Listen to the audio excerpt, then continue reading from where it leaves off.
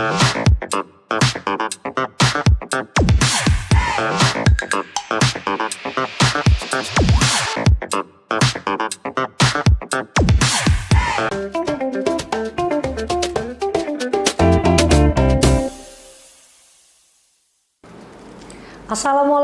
warahmatullahi wabarakatuh. Halo Sobat Top Channel, ketemu lagi bareng saya Olga di podcast Top Channel terintegrasi optimal dan prima. Hari ini kita akan membahas tema tentang tugas pokok dan fungsi bidang pengaduan, kebijakan, dan pelaporan layanan penanaman modal di Dinas Penanaman Modal dan Pelayanan Terpadu Satu Pintu Provinsi Sumatera Selatan. Tapi untuk membahas tema kita hari ini, saya ditemani oleh bintang tamu, yaitu Bapak Faisal. Beliau adalah Kepala Bidang Pengaduan Kebijakan dan Pelaporan Layanan Penanaman Modal di Dinas Penanaman Modal dan Pelayanan Terpadu Satu Pintu Provinsi Sumatera Selatan. Untuk tahu lebih lanjut tentang tema yang kita bahas hari ini, ada baiknya kita berkenalan dulu yuk dengan Bapak Faisal. Selamat pagi Bapak Faisal. Bagaimana kabarnya hari ini Pak? Alhamdulillah luar biasa. Luar biasa. Iya, siap. Terima kasih Bapak Faisal sudah menyempatkan untuk hadir di acara podcast Top Channel ini Pak. Pak Faisal, kita tahu bahwa untuk mendapatkan izin itu terkadang terdapat kendala-kendala Pak di lapangan. Baik kendala dalam prosedural atau kendala lainnya. Khusus kepada masyarakat yang ingin mendapatkan layanan perizinan ini, jika mereka ingin menyampaikan Pak, ketidakpuasannya, sudah ada salurannya, yaitu ke bidang pengaduan kebijakan dan pelaporan layanan. Nah, pertanyaannya nih Pak, terkait dengan masalah ini, mungkin Bapak bisa jelaskan apa saja tugas pokok dan fungsi bidang PKPL ini. Baik, terima kasih.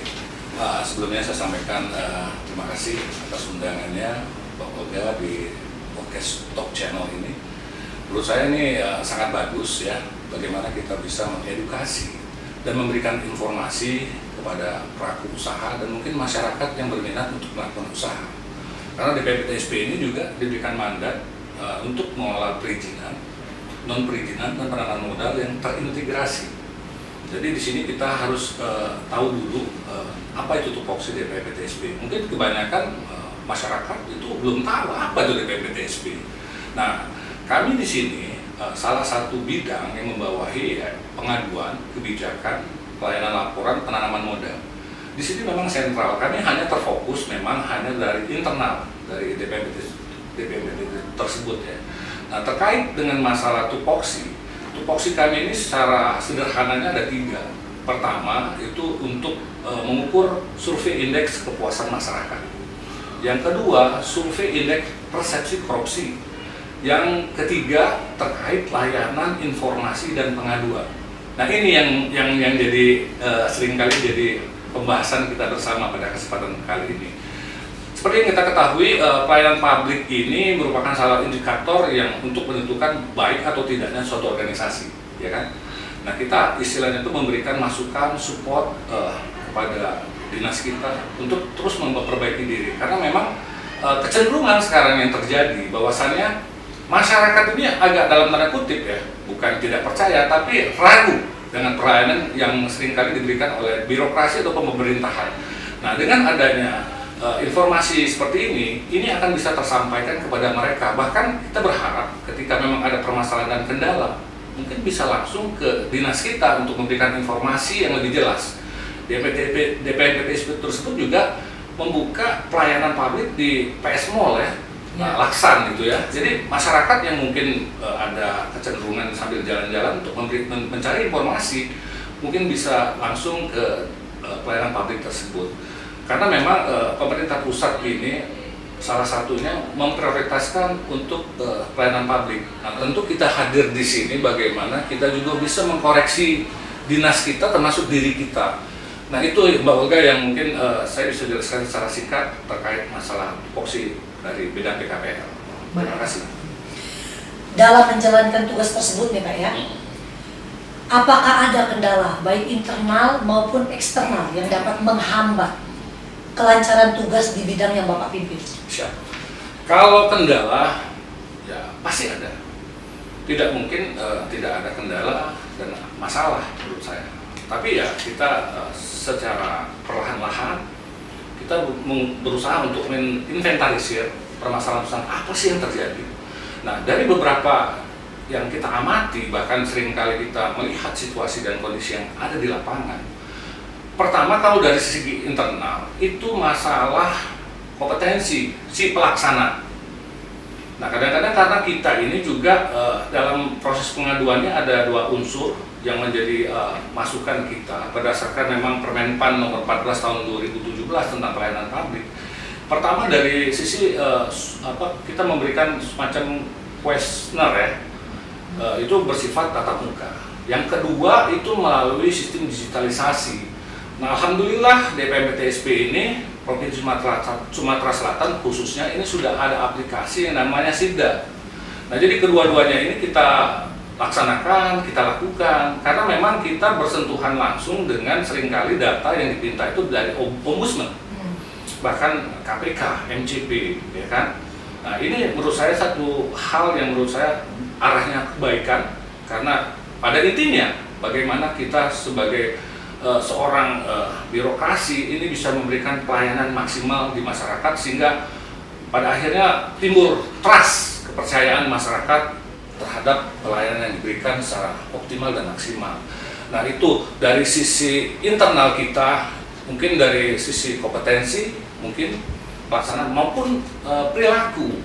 Nah, ini mungkin menjadi PR kita bersama terkait kedua hal tersebut dari sisi eksternal, tapi kita terus mengadakan pembinaan terhadap para pelaksana untuk yang bergerak di bidang pelayanan publik kita terus di DPMPTSP.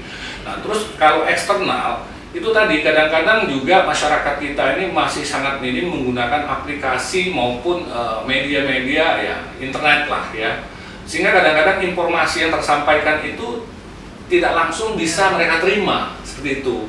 Nah, ini jadi kendala kita. Mungkin kami juga melaksanakan mungkin kegiatan sosialisasi di masyarakat untuk memberikan edukasi kepada mereka sehingga mungkin terjalin komunikasi dan konsolidasi satu sama lain.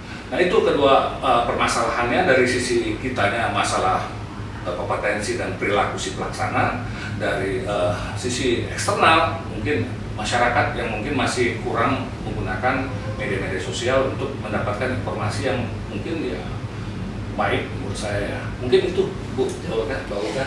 Baik Pak, tadi Bapak sudah menjelaskan pokok dan fungsi dari bidang yang Bapak pimpin, kendala internal maupun eksternal. Satu lagi nih Pak, program-program yang telah Bapak lakukan untuk memberikan layanan kepada masyarakat terkait pengaduan ini apa Pak? Jadi kita berusaha untuk mengadakan pendekatan kepada mereka. Contoh misalnya ketika mereka melakukan pelayanan terkait perizinan. Nah, itu seringkali kita ajak diskusi, kita ajak bicara, apa sih Pak masalahnya, bagaimana pelayanan yang diberikan oleh rekan-rekan kita. Nah, ini seringkali kan timbul komunikasi, itu saya sampaikan tadi. Seringkali kan komunikasi ini kadang-kadang kan tidak terjalin, sehingga kadang-kadang kita tidak tahu nih apa yang diinginkan mereka. Itu yang pertama, kita lakukan pendekatan secara persuasif ya ke para pelaku usaha maupun calon pelaku usaha. Yang kedua itu tadi, kita ada yang namanya SIBDA. Mungkin ini Bang Olga mungkin lihat ini SIBDA ya. Jadi SIBDA ini mungkin bagi yang mereka yang punya handphone cukup di scan barcode ini. Nah, fitur-fiturnya sudah ada di sini.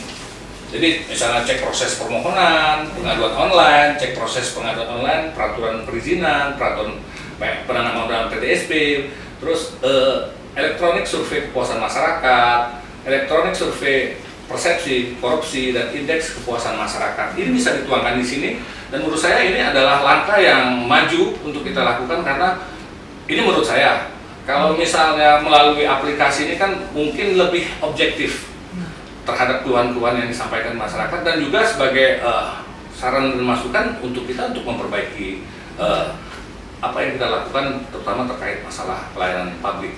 Mungkin itu Mbak Olga. Baik Pak Faisal, menarik sekali Pak apa yang Bapak jelaskan dan semoga Sobat Top Channel sudah mengerti akan manfaat semua yang dijelaskan oleh Bapak Faisal tadi. Tapi untuk mengetahui lebih lanjut program yang sudah dilaksanakan oleh bidang PKPR ini, khususnya tadi ada penjelasan dari Bapak Faisal terkait aplikasi SIBDA ya Pak ya? Itu pasti akan kita bahas, tapi tidak hari ini, kita akan bahas ke segmen yang berikutnya. Untuk hari ini mungkin hanya sampai di sini dulu penjelasan dari Bapak Faisal. Terima kasih. Terima kasih Bapak Faisal Terima kasih. Ya. sudah meluangkan waktunya untuk hadir di podcast Top Channel hari ini. Terima kasih. Untuk Sobat Top Channel yang ingin bertanya, memberikan komentar, saran, kritik yang membangun, bisa add Instagram saya di @aldr_olga. Insya Allah nanti akan kita coba jawab satu persatu. Akhir kata, saya Olga mengucapkan terima kasih dan Bapak Faisal juga Pak. Sama-sama. Terima kasih. Wassalamualaikum warahmatullahi wabarakatuh.